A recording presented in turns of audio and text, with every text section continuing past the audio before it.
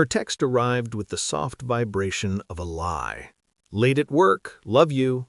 I was already holding my phone when it lit up, already watching her reflection ripple across a wine glass 3 tables away.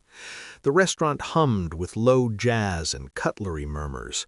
Candlelight kissed her face, the same face that once swore forever in a voice that trembled like truth. She leaned forward, laughing. Not the polite laugh she gave strangers, the real one, the one I hadn't heard in months. A man sat across from her, younger, confident. His hand brushed her wrist. She didn't pull away. I didn't move. I typed with steady fingers, "Work hard tonight." Then I lifted my phone, framed the shot carefully, and sent her a photo of her own table. The moment her screen lit up, her smile collapsed. Color drained from her face as if someone pulled a plug. Her eyes scanned the room, panicked, frantic, until they landed on me. I didn't wave. I didn't smile. I lifted my glass and took a slow sip.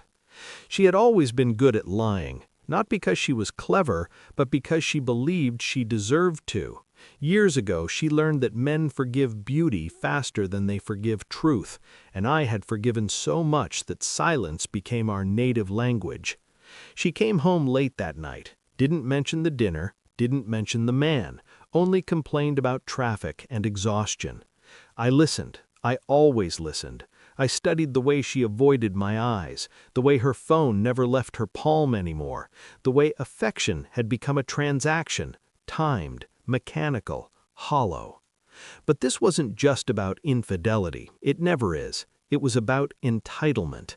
She had grown comfortable in my patience, drunk on the idea that I would always be there, reliable and blind. What she didn't know was that I had already started stepping back, quietly, observing patterns, noticing absences disguised as errands.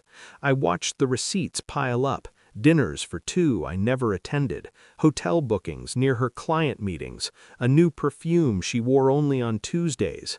I didn't confront, I documented, because truth doesn't need emotion to be sharp, it just needs time. I became a ghost in my own life. I smiled at her mother during Sunday calls. I asked about her day. I kissed her cheek with the precision of a man following choreography. Meanwhile, I learned everything. I learned his name, his age, his job. I learned he believed she was separated, that she told him I was distant, cold, emotionally absent. I pulled phone records, not hacked, requested, authorized. Marital privileges have their perks. I watched patterns emerge, Tuesdays and Thursdays, always after 7, always the same district. And then came Thanksgiving. Her mother called, sweet voice, heavy guilt. She won't make it this year, she said. Work again. An hour later, I got a text from my daughter-in-law. If you want to join Thanksgiving, come wash the dishes. We're already busy. The audacity stunned me into stillness. I replied with one word, enjoy. That night, I boarded a flight to Switzerland. The villa overlooked a lake so still it felt unreal. Glass walls, snow-dusted peaks, silence that cost more than most people's lives. I posted nothing at first. Then, 3 days later, I shared one photo. Me, coffee in hand, morning light, mountains behind me. No caption. My phone began to vibrate like a dying insect. 71 missed calls, messages stacked like confessions. Where are you? Is this a joke? Why didn't you tell me? Answer me. Then her voice cracked through voicemail. You're being cruel. I finally replied, you were never mine. You were just careless with someone who loved you. That night she showed up at the villa, crying, broken, desperate. She tried to touch me. I stepped back. She begged, not for forgiveness, for control.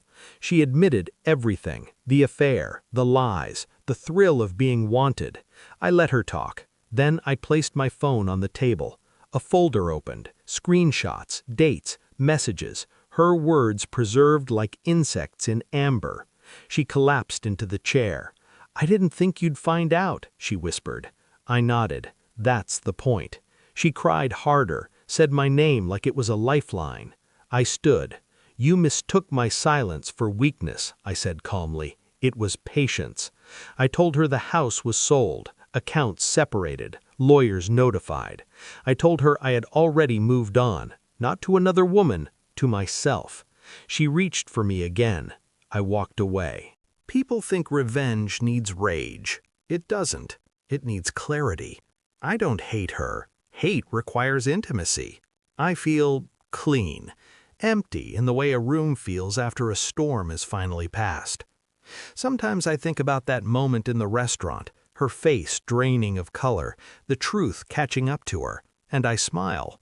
Not because she suffered, but because I finally stopped lying to myself. I don't look back anymore. I don't need to. Some doors close with noise, others seal themselves in silence, and that silence is freedom.